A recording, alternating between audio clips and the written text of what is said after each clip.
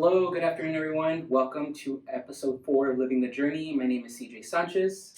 I'm Jenna Guaya Harris. And today we are blessed and humbled and excited to have our guest, Miss Evelyn Cano. We were talking earlier, like, how do we formally introduce you? What's the proper title that we go forward with? But I think part of this discussion is going to lead into all those different titles. Exactly. Right before we jump into it, guys, I want to remind you guys to please click subscribe and on our YouTube channel, like Facebook, Instagram. Give us feedback. Let us know how you guys are liking it and how you react to today's topic. I think there's a lot to talk about. There's a lot to talk about. I don't even know I'm getting tongue tied trying to think of everything of how to pronounce. There we go. Never mind. I'm gonna stop. We'll just let Miss Evelyn introduce herself. Tell us all the hats that you wear and what you do.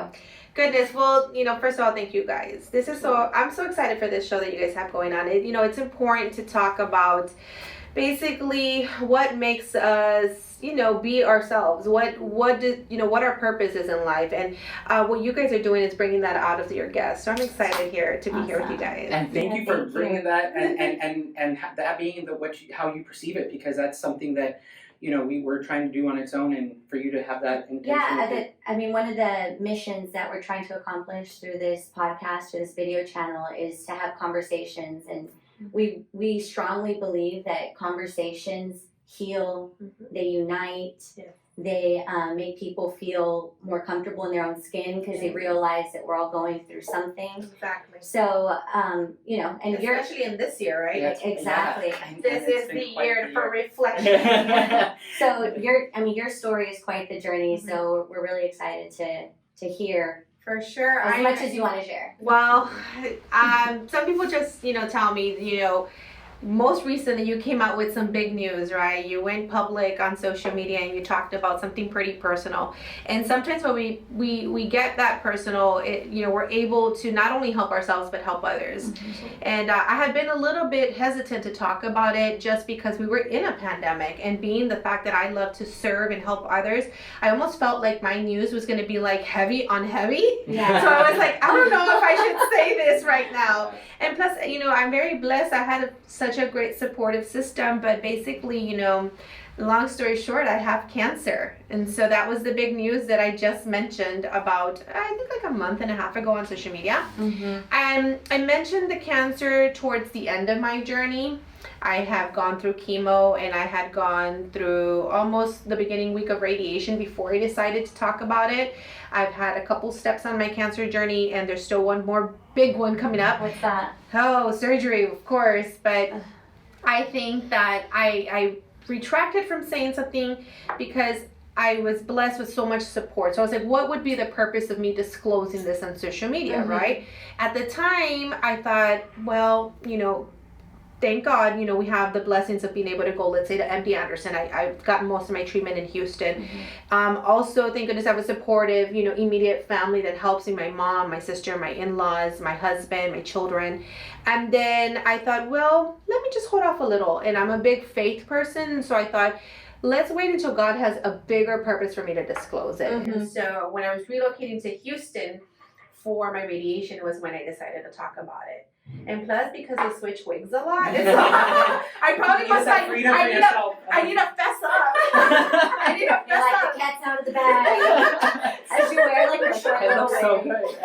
So one person told me one time, because I kept working throughout this whole process. That's what blows my mind. I was on Zooms and I was on my meetings. Your energy is just like so intense. You're like, you walked in all peppy, and I'm like, and you walked into the building real peppy and talkative, and you do not look like someone that's going through cancer. Exactly. And so, and the reason, people probably didn't really even think that something was wrong was because I was just very positive, and I'm a big believer that if you allow something to consume you, it will take over you. Mm-hmm. And the mind is strong. I have a son with autism that I've been working on healing him for years. Since he was 2, he's now 12.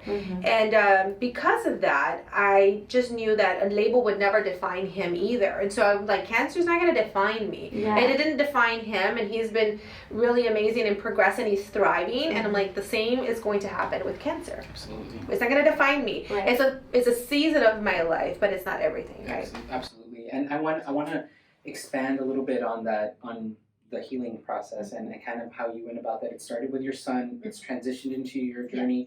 That whole process has been a journey. It's like it all went full circle. Absolutely. Because you started with your son, healing your son through functional medicine and alternative approaches, and fast forward, I mean, I don't know how many years, but a long time, and you're using some of those same approaches now, right? Absolutely. I want to hear about your son. Super interesting. So I'm from East Chicago, Indiana, and growing up in East Chicago, I'm just like anybody else. I grew up with lots of Mexican guisados, and back then it was Tang and Kool-Aid and Doritos and Oreos, and so I mean, I grew up with not the best snacks and everything, but I enjoyed them back then. I didn't No think they were turmeric and no ginger. turmeric and ginger. Nope. And so back then, growing up in East Chicago, Indiana, you know, my parents did the best that they could with us, you know, and you know, I'm first generation, born in the United States. My parents are both from Mexico, and I think growing up in that area just really prepped me with a thick skin. You know, like I'm also the firstborn. I'm one of 3 siblings. I'm the oldest, and so I think that all of that helped me prepare for when I got my son's diagnosis from autism. So my son was 2. Well, he was about 18 months old when I started to see some regressions. He was my firstborn. My son was cooing, crawling on time. He was saying mama, juice. As a first-time mom, I basically, worshipped whatever the doctor said. I mean, the doctor said do this, you do that. And, I love medical professionals, and, I know that they go through a lot of schooling, but there's also something, called mama's gut instinct, right? That no one can take away from you. So that child came from me, right? And so I just knew that my son was regressing. I didn't understand why at the time. So my son went from speaking, connecting, instead of crawling like right, left, he started rolling back and forth. And through my years and experience at workshops and conferences all over the United States that I used to go to eventually to learn more about autism, I realized that crawling is really important for the brain. It's a milestone, all the motor skills, right? So left, right is super important. If the brain doesn't have that type of motion, it's skipping some important milestones. So there was just little things I was noticing, and then I had been a teacher at the time, so my husband said, you're just overthinking it, he's fine.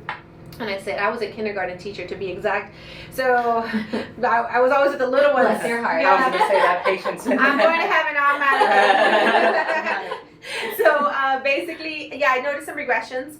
And I'm the one that sought the referral with the pediatrician, and she said, "Listen, we're gonna send him to the developmental pediatrician specialist, and we'll go from there." I remember walking into the office of the developmental pediatrician, and 90 minutes. She just looked at him, watched him, hand flap, tippy toe walk around, and then she goes, "Yeah, he has autism." And it was just like, it hit me super hard, and I'm like, wait. She could tell like that? Yeah, she could tell immediately, and a part of me was angry. I was like, how dare you? 90 minutes, that's it? I spend every single minute with him. Are you sure? But a part of me, I'm glad that she was very direct, and she just said it. And she said, so there's not much you can do about it because there's no cure for autism. Basically, you're going to just do some therapies. You're going to try something called ABA, maybe applied behavior analysis therapy. And basically, almost like, good luck, And I'm like, wow. What? As a first-time mom, you feel that helplessness. Yeah. And so I went home and did what everybody else does, which was Google away, right? At the time, it wasn't Google. It was more like Yahoo Yeah. or something. So I was literally in a Yahoo chat room group one night. My husband used to say, just come to bed, come to bed, come to bed. I was like, no, I need to see how I'm going to help him, right? Yeah. You didn't want to accept the answer that she had given you. the I needed to prescription. know that there was more that I could do for him, right? Because I believe in limitless potential of everyone that I meet, including my own child, of course. You know, so I Googled. So cool. I know, I'm like, That, I same. know. I love that. Googled and I come into a chat room group of someone saying they've taken their child to this program called the Sunrise Program in Massachusetts, and their child is flourishing. Child isn't doing as many repetitive behaviors. The child is super into human interaction, and we know with autism oftentimes they don't want any contact, Mhm. right? They want to be on their own, and that some diet was helping their child. And that's when it all started. I said, okay, I'm going to wherever this person went, Mhm. and I'm going to check out the program, and then I'm going to try to look more into this diet. I started reading some books, and it was a foundation. It was a foundation for my son's healing. I Uh-huh. found out that he had some, basically some toxicity is what I'll call it. Mhm. Okay. He had high levels of certain metals in his body through urine, stool, and hair analysis. I found out that my son couldn't detox properly with some functional practitioners Uh-huh. outside of They did like Texas. diagnostic testing to Yes. determine that. And so once I started to see all this, Mhm. I was like, okay, let's see what we can do for him. And I started going to workshops and conferences. Never did I know that everything I did with my son on the spectrum to help him heal would be part of my journey on the cancer, right? It is so That is- wild yeah. to me. Like, it's just God, you know, Yeah. only God knows why He teaches you and puts you in certain situations. Exactly, because it's part of, like you said, a full circle. Mhm. My son, for example, would jump in the pool, and I had no idea why after swimming he would have like horrible meltdowns, right? Well, turns out that the skin is the largest organ, chlorine. right? The chlorine kills the bacteria in the Ah. pool, right? But my son was so little, he was also ingesting the water. Of course, So he yeah. was getting it on his skin and then go and drinking it while he was playing excitedly. So when he would come out, it would throw off what we call the intestinal flora in the gut. Mhm. It would throw off and that would manifest itself in behavior. My son would also react to dye, red dye, yellow dye, soy, preservatives, MSG.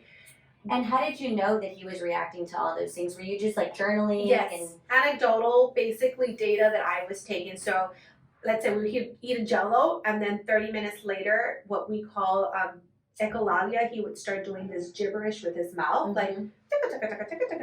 some Yes. random gibberish, Mhm. which in the world of autism people call repetitive behaviors. Mhm. And then when he didn't have that, he was doing less of it.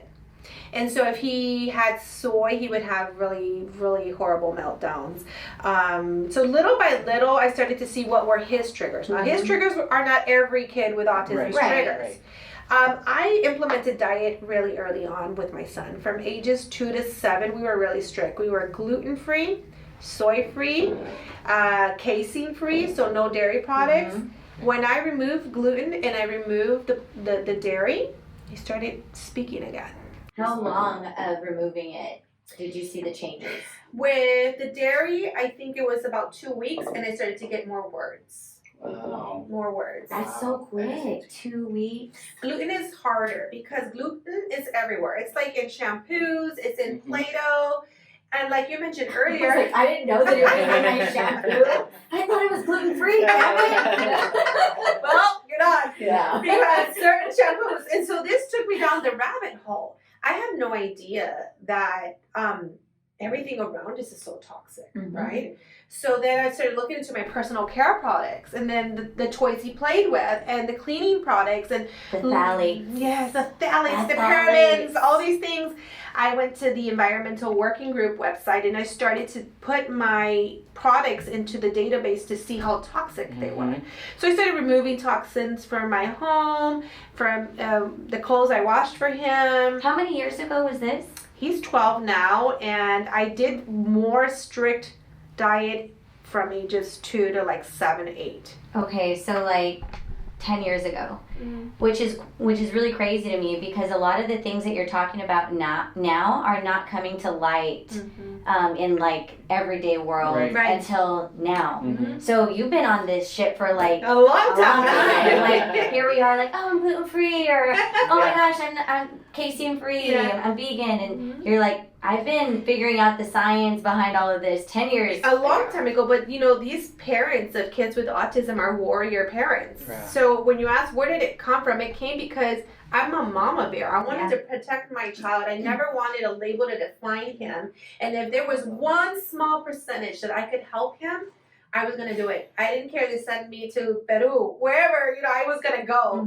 And so when I got the first levels of progress with him, when I started seeing more language, more human interaction, more connection, less want to be on his own, more want to touch and connect, that's when I was like, okay, no, this is working. And although some medical professionals may not necessarily advocate for diet or say there's enough research, diet was a big part of his healing. That and something called the Sunrise Program, which was a beautiful program. If anyone wants to know more, they can reach out to us and we'll tell them.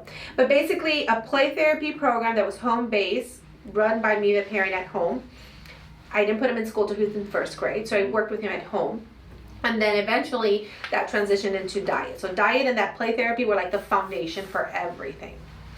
And with my cancer journey, I just knew that I had messed up for many years. You know, we don't take care of ourselves. We think we're invincible. Well, that, and I think a lot of people, they think that if they have a certain condition or they have bad genes or mom has it, grandpa has it, that they're doomed and that they can't do anything about it. But I mean, your DNA is not set for life. There's some, and I don't know all the science behind it, but like your DNA can be transformed. You can clean out your cells. You can detox. So many things that you can do for yourself that doesn't, where your genetics don't define you or limit you to your potential.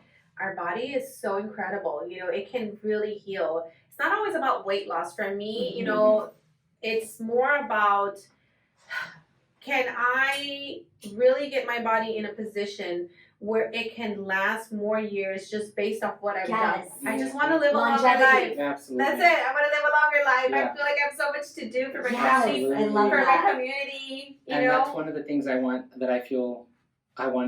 describe, to talk about in your journey, because I feel like, yes, the cancer is part of that journey, right? And dealing and finding what works for your son and getting him functional after being diagnosed with autism is part of that journey. But part of your journey is also helping others, and that was not your intention, I guess. No, it was never the like, what is it, the plan, the original plan, right? But gosh, like you said, it just lined up like a remember Tetris? You know?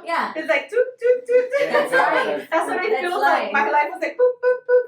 And I love to look back at it, and that's when you really understand that there's something bigger at play here when you start connecting all the dots. It's beautiful. So yes, you're right. I mean, I studied journalism. Me too.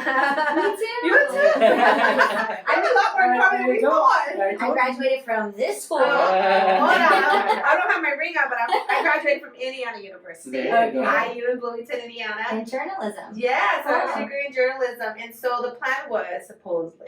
What was the plan? The plan was I was going to be the next Mexican Latina Barbara Walters. You're close. Right now, we're giving you the opportunity.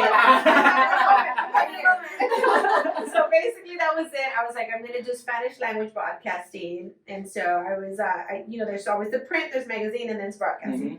So I had studied that. I did work a little bit with Telemundo in San Antonio. And then I relocated to Texas with my husband. Did you like news anchor, or what was your role? Yes. So basically, I was co-anchor at my university, and then with Telemundo was reporting, for 1 year, and then eventually I got married with my husband, and then there was an opportunity to relocate to Texas. And when he said McAllen, I was like, Edinburgh area, and I said, yeah, for sure. Where's he from? He's from Nuevo León, Mexico. Okay. Yeah, Cadereyta, Jimenez, Nuevo León. And when he said this area, I had a grandmother living here. No way. So the future was here, always. My grandmother lived here, my grandpa. My dad was born in Mier, so he was born and raised coming and going from this area when he was younger. But my dad was still working in the steel mills in Indiana when I moved with my husband to Texas. And so when we got here, knew that I was going to try to apply, but Univision and Telemundo didn't have any opportunities, so I went to the Monitor, but I didn't want to do print at the time, and so I went back to school and I became a teacher. Nice. Yeah. So how long did you teach?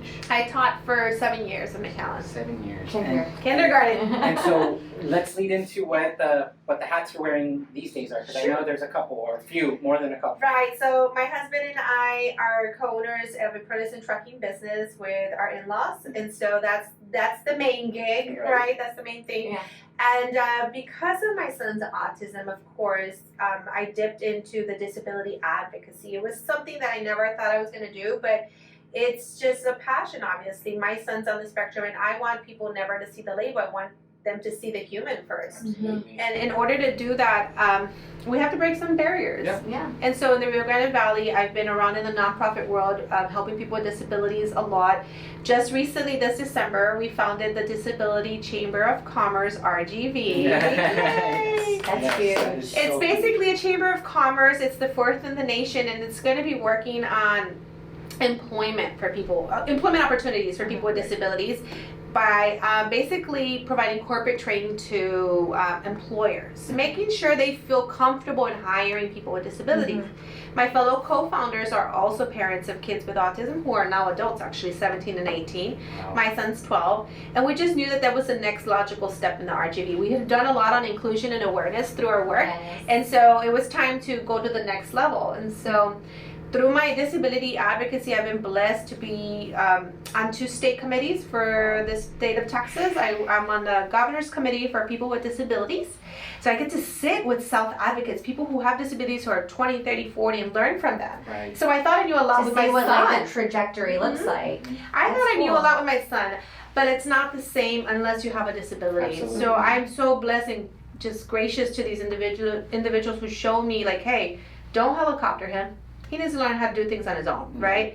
And my son is now also advocating for himself. Sometimes I'm like, you need to go, well, like, let's say we'll be at a Subway, and I'm like, here, let me order. No, Mom, I'm good. Thank you. Just step back, please. I'm like, Wow. and then one time I started walking out, he goes, That's wait, so a stranger great. might take me. Stop. I'm like, Ah. okay. I was like, I'll wait at the door. He's super overtly polite now. He's so funny. He's overtly social now. That's so The cool. child who didn't talk to him was 4 or 5. The child who is disconnected is now the kind of guy that I have to tell him to stop talking to the Uber. Wow. You tell him a whole life story. That's so cool, and I feel so in the couple years that I've known you now through the mission Community chamber, work. right, and the community work that you do, it was the disability. It's a disability chamber of commerce. There was capable kids that you were associated with. Yes. I know you from there. That's where I met her. Yes, and that I think was where I been immediately drawn to the passion that you have for it is infectious, and I don't think I gave. I feel like I've always been accepting and thought I gave enough attention to people with disabilities, and you literally, and we haven't talked about it in depth to Yes. say that, like, other than your story with your son, but like the work and the people that you've been around, the families that you've helped are range from all types of disabilities. So that natural energy and passion that you have for that is something that really I will always have a high level of admiration for you towards that, because I don't think you can teach that, right? You can't just stumble across it, and it started off with your son, and for it to not just stay there, you know what I mean? Like, oh, this works for us, and that's it, and we're done. You know what I mean? It comes back to faith. I had made a promise, my husband and I both, that if the Lord would give us that beautiful miracle of healing him, that we would always pay it forward. And so the moment that I started to see so much progress in my own son, I was like, you know what, it's time to give back to others. There are so many families in need. For example, speaking of diet, some of the first things I used to do with the nonprofits or local groups was provide chats on alternative diets. There's like GAPS diet, there's the gluten-free, casein-free diet, there's the Weston Price Foundation for kids who are ADHD, there's Fengo, removing dyes. So there was different diets that I had learned about. So my hope was to just provide like knowledge, and then they can go do more research and then decide whether it was for them or not. Starting the conversation. going back to sharing Yes. information and Yes. talking, out loud to help people out. Right, and so that's where it stemmed from. And then, one day I was reflecting. I was like, why am I always so involved in the community? Where did this come from? And then I told my mom one day, I was like, why did you have me protesting for teacher better wages at 13? And she To prepare you. and she, when I was in Chicago, my mom was really involved in PTO. Both my dad and my mom were very involved in church. And then I'm like, then I wonder why I have this passion to want to help others. It's all part It of came from my parents and my it's family. in you. It's something just that I think it's just about doing the right thing. Absolutely. Everyone has to feel that need and just experience doing the right thing. The right thing is to help others, basically not see people with disabilities as second class citizens, and not allow that label to define them. And that's why with cancer my mindset has been very different. I never, and I respect everyone who likes to wear their hair bald, and I'm like, but that's not me. I am vivacious, I'm big, and so I'm like, I love my wigs, it's no biggie. But I want to feel good. In order to feel good, I need to start with my mind and my heart first. That's what, Absolutely. Start from the inside and work your way out. I would ask myself what a protocol that helped me heal years ago when my brother passed, the gift of a question. And so I would say to myself, like, okay, why am I nervous about the testing that I'm about to get for these 2 tumors? And, for my breast cancer, I don't even know if I said it was breast cancer, right?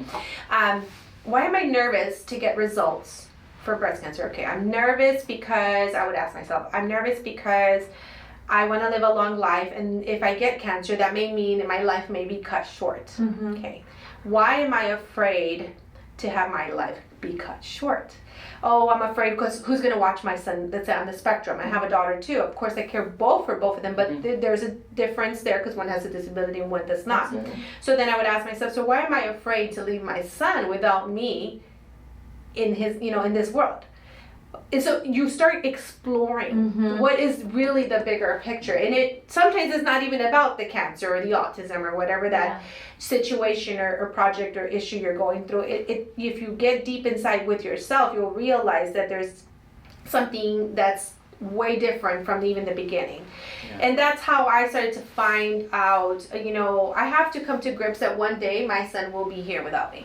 Let's be real. I am not going to be 129, one day, and so. At your rate, you might find the diet for that. With all the research that you do, You never know. You'll come up with something. But at the end of the day, so, once you've come to that and let go of that fear is rational. Your fear is always about tomorrow. Oh, you have to live in today. And so basically that gift of a question that I learned through the Sunrise program at the Option Institute in Massachusetts was something that helped me heal with my brother's passing and also helps me heal now with my son's autism, with my cancer, and anything that comes my way. I love that. I didn't even know that was or that's what you call that exercise. I do something like that in my journaling, but I didn't know it had a name. Yeah, because I'm always, I really believe that digging and looking really deep inside helps you to understand yourself better. And when you understand yourself better, you can overcome so much because you start to understand what your barriers are. You start to understand what it is that you really want out of life because you've been probing so much. And so it's giving everything an intention. Exactly. And if you start with the intention and you start to know who you are, you go to being limitless. I really think that's the goal is, to try and do as much as you possibly can while we're here. I agree. I think that's... And you're doing that. You are a living testimony of, being limitless. And I never want to make cancer be less than what it is. Right. We got to be real, right? Cancer is not for the faint or the weak. Right. It is not easy. Chemo was not fun. There was digestive issues. There was nausea. There was hair loss. radiation. Nobody knows I have bandages under this shirt right now, and there's skin discoloration and peeling and burning. I mean, that does exist, right? Yeah. I never want someone looking at this who's gone through cancer say that, well, she's not being real. It's hard. No, it is hard. But I choose happiness. I choose positivity. I choose faith. I choose God over that part, because it's just a season, as I said. It's a season, and I know I'm going to get through it. Right now, my last biopsy says that my active cancer cells, that I no longer have active cancer cells in both my tumors. So some of that has been my instinct. I am doing a traditional route at MD Anderson, but one of the first things I asked my doctor oncologist was, so I take some supplements, and she goes, right, and she's like, okay, literally, right. She goes, so you're gonna have to be a little careful with that. And I said, okay. So what do you mean by careful, right? And she said, well, what do you take? I'm like, there's enzymes, there's omega. I was gonna ask you to walk us through that. I want to know about that. Yeah. So walk me through the day in the life. The day in the life. So okay. So one of the major things that I think helped my son and me was digestive enzymes. So there are enzymes that we use and we eat them at every meal. They help. They're like, I describe them as Pac-Mans, right? And this is like the protein of dairy, and this is the protein of gluten. It literally breaks it down like a Pac-Man and chunks it so that you can better digest it. So we've always taken enzymes. So that's one thing. Probiotics. Yeah, of course, probiotics. Probiotics help us in our gut intestinal lining just be strong with a good lactobacillus and these strains, and so it helps us fight infections. So I knew that if my immune system was going to be compromised because of cancer, that I was, especially in a pandemic year, that I was going to want to take probiotics. So probiotics, turmeric. I do a lot. I do a lot of ginger, turmeric. You use it for the anti-inflammatory properties? Yes, because of the anti-inflammation. Also joint pain, because when you have cancer, they inject an injection into you the day after chemo that to me caused a lot of bone pain. So much bone pain. It was to up your white blood count cells, but it was like you felt like a 90-year-old woman. Like, it's crazy. Like it helps one thing, but exactly. then compromises another thing. So I took that turmeric. So enzymes, collagen, biotin, vitamin D, zinc, CBD. There's quite a few things. Okay, I'm blanking, but there's so much. My cabinet's right, and I do essential oils, of course. A lot of essential oils. What's your favorite? Tell me some of your favorite blends. So I like peace and calming and lavender in the evening or night before bed. I have this whole routine for bedtime. Oh my god. How long do we have? Because I have a lot of questions. So for nighttime, I do, first of all, an app that I love called Abide. It's a faith-based app. But it's like meditations, and they go through some scripture, and it's very calming music. So I use that, and then I use peace and calming and lavender. I do a little bit of the CBD with magnesium calm in it, and I'll do a shot of CBD, magnesium calm, the Abide app, and it's about 4 or 5 things. But you're talking topical or you ingest? So topical. Okay. Essential oils with unrefined organic coconut oil, right? And a drop or two, the peace and calming, put it underneath here on the temples, sometimes on the bottom of the soles. And then I put my app down, and then eventually I will shut my phone off, because the EMF radiation that comes from phones, it really messes with your neurotransmitters. It excites your brain. So oftentimes I'll shut it off, I'll put it in airplane mode, and I'll put it in a little box next to me. That's a good idea. You should just close it off, and you should you should shut off your Wi-Fi too at night, actually. I was doing that for a while. I had no idea, really? Yeah. Yes, because basically it's emitting over your house, all the 5G network. I was going to say, how do you feel about 5G? But maybe we shouldn't get into that. I was going to be like, shut these people down. They're out of here. Yeah, no more podcast for you. How come we're not getting any likes? Because Jenna said no 5G. Jenna and Evelyn are She's never banning come back. 5G. She's no good for the show. But yeah, so basically I do that at night. Every morning I walk 2 to 4.5 miles a day. Is that just to get your blood going, or is it a calorie thing? Yes. Like, what's the motivation? The behind motivation that for me is I'm getting a surgery soon. They asked me a really funny question through anesthesia. They're like, can you walk up 2 flights of stairs without running out of breath? I'm like, Yes. But if not, let me make sure. So I'm conditioning my lungs and my body to withstand anesthesia and a surgery. I'm just making sure that although I have, I've lost only probably 12 to 15 pounds on this journey, I am more concerned with, like we said, having a strong immune system. This whole pandemic, I've not been sick, praise God. But like I said, it's my vitamin intake. It's my vitamin C, the vitamin D3 with K2, and all this stuff I'm taking in addition to the traditional conventional meds. Every time I go to my appointments, the nurses are like, okay, let's talk about your medicines. I'm like, there are none. And they're like, what? I was like, there are zero. I don't take any meds. They're like, none. The nausea pill, I was like, no, there was 1 or 2 days that I took nausea pills. But I got ginger, so I don't need the nausea medication. So, but basically, they always get astounded that I'm That's 40 impressive. years old and I don't take any meds. I don't have diabetes. I don't have cholesterol. Wow. Do I have weight to lose? Yes, but we're a work in progress.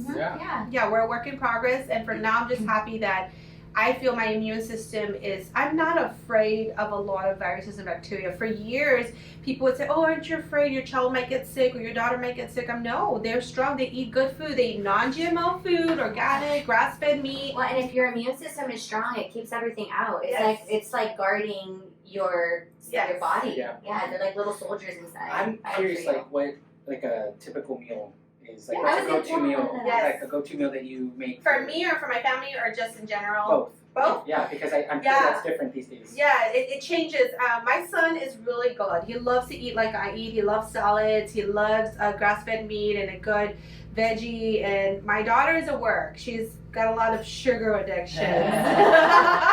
But we're working on that. She knows it's important because of mom's cancer journey. I want her to be fearless and never be afraid even of disease. Right. So if you get a disease. I love that, and that mindset that you're creating, and I don't think that I think we take it for granted, right? Yeah. You kind of, even as a parent, but you're saying that they're instilling that with your kids. I'm like, I need to think like that. I need to say that. People are very afraid, let's say, of COVID, and they're very afraid of the flu, and they're very afraid of cancer. And I always say to my daughter, I say, listen, when you get this diagnosis, your mind is stronger than even the body. If you let your mind fall, then everything falls, right? Yeah. I told her, yes, there were times, I'm not invincible, that I was afraid, and there was a time that I was nervous. It was mainly before the diagnosis.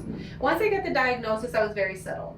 Years ago, I did suffer from panic attacks, and anxiety. And there was one summer that I was not functional. I couldn't drive, and it just felt like I couldn't get on a plane. Everything was like overcoming me, right?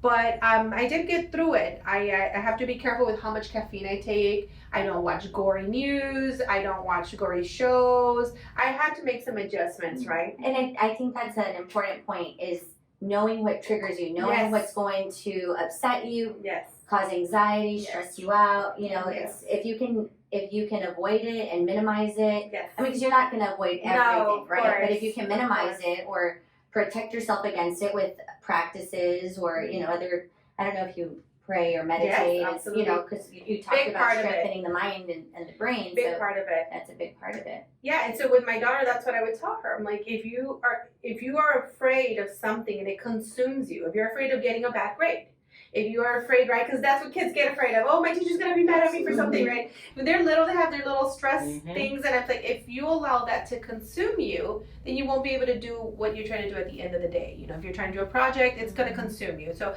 your reaction to this is important. So I'm very transparent with them. I will show them some of my bruising. I'm like, look, this does hurt. I'm not saying it doesn't.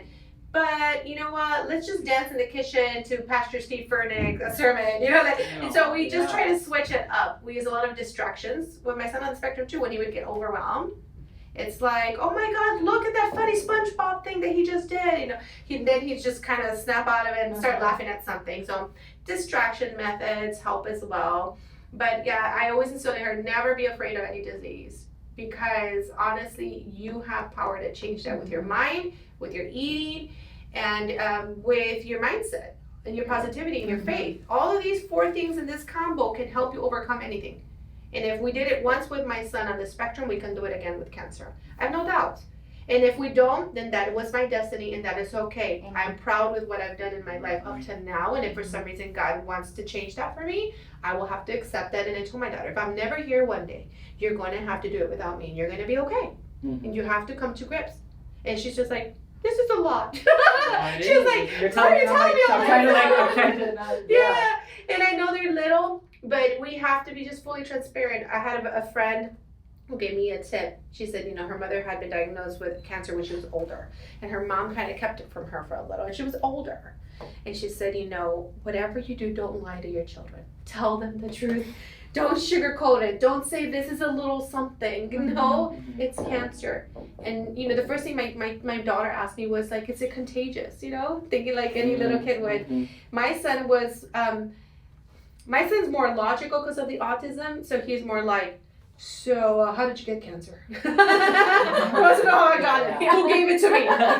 Right? He wants to look at the blog and find out why A, B, and C equals D or whatever. Right. And then I said, well, I'll be really honest with you. It's not genetic in my house. For me, it's not genetic. I've gotten my testing, so I absolutely know that lifestyle was everything. Yeah. The stress, over drinking, because who doesn't like their alcohol? Hello. You got me there. I know what you're talking about. So, stress. Although I was serving others wholeheartedly, full throttle, 150 miles per hour, I was not serving myself. Mhm. And I can't serve others if I don't help myself. I strongly believe that. Yeah. So Know I was your giving limits. and giving and giving to everyone and not giving to myself, you know? So See, I told you. Yeah, I was gonna say, so many things are like flooding with everything that you're. But yeah, saying I was right now. giving, and then my body was like, that's enough. You are in timeout. Because your body talks to you It in did. so many ways. It shut down. My but- body was like, I'm done with you. Mhm. Either you stop this, right? You stop this. So I had to reduce my alcohol. I had to stop. I'm not eating as much red meat. Oh, so you said meal, right? Mhm, Earlier. mhm. Sorry, I tried. Oh, yeah, you're But good. meal. That's me. So meals. So one of my favorite meals, and you probably see it a lot on my Instagram. I created a new Instagram to talk about faith in cancer. And so What's the page? it's called powered_by the King. Powered by the King, my Savior. Jesus. Okay, we'll make sure to share that Yes, with everyone. absolutely. Yeah. Yes, please. I would love to just connect with others who've been on the journey who want to learn more. But I'll post a lot about my more functional, holistic stuff on there, my faith and cancer, right? All three. Mhm. So one of my favorite go-tos is obviously salmon. Mhm. Salmon. But Yeah. this salmon that I like, I try to always tell people get wild caught Yeah. fish, okay? Because regular fish that isn't wild caught and farm raised tends to have high levels of mercury, Mhm. and mercury is a toxin that you don't want in your body. Yeah. It does a thing to you, right? So wild caught salmon is my favorite. I get this one at Costco, and it's like little frozen, but it's delicious. Throw it on a little, with a little maybe like olive oil, and I put in some seasonings, especially Italian seasonings, Mhm. and then sweet potato and some Brussels sprouts, and I'm just so happy. That's like one of my That's favorite combos. It's a go-to. All those Yeah. things that you just Such said. a go-to, real quick for me. And sometimes I'll make like a burger. I'll put like lettuce, a little bit of ketchup on it, and avocado, and it's just like to die for. You're It's my set. I love that. So like Whole Foods, no Yes. gluten, you said. For the most part, we try to be gluten-free. It's not always easy now that the kids are older. I'm Mhm. very proud of my son that now he makes his own decisions. Okay. He'll say something like, I probably shouldn't have that red, Jell-O, because it might make me angry. I'm like, Wow. yeah, So you're he's right. starting to connect the foods Wow. he's eating with Yeah. a certain behavior. Yeah, he does. Wow. He's starting to understand that certain More things don't do well intuitive, with him. yeah. My daughter knows that she can't have dairy unless she has an enzyme. She's like, oh my God, I really want to have some of that pasta. I'm like, did you bring an enzyme? She's like, no. And my kids are so funny. I need that. I need that. What kind of kid does I know. that? My kids have Your learned kids. Yeah. through the years. Yeah. Through Because the you years. taught them. And they're about to go to bed. They're like, Mom, bring the melatonin and the essential oils. Our that's like the goals for my kids. That's what I want That's my kids. in my children. Like, It's my kids. One time, I think my daughter told the nurse at her school, she's like, "Oh my gosh, I have a stomachache because I didn't have my enzyme." And she was like, "Oh, what is that?" Yeah. Even though I And was then like, she's neither did like, I, "Can you but- call my mom to bring me an enzyme because I started Aw. turning."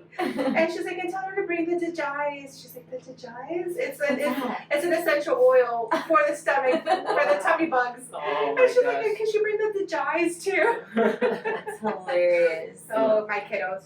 I think, as we wrap up, one of the things that I want to echo and want to, the level of admiration again is really high, but hearing you right now talk about that mindset and really just it being beyond you, is I love that we're being able to tell this, because more of us need to be hearing this message these days. And like Jenna mentioned earlier, with everything, anybody's situation, it is not just, it doesn't have to be being sick, it doesn't have to be cancer, it doesn't have to be COVID, it doesn't have to be, we're all just, it's been a year of Reflection. Forced reflection and reset. And we talked about this with one of our previous guests, and we're a lot of the silver lining in this whole year is that some of us are finding ourselves. Yes. You know what I mean? Some Absolutely. of us are finding what our It took powers me are. 40 years, but Yeah. I found myself. There you go. Discovering your purpose Yes. and your passion and using it to help others, I think is what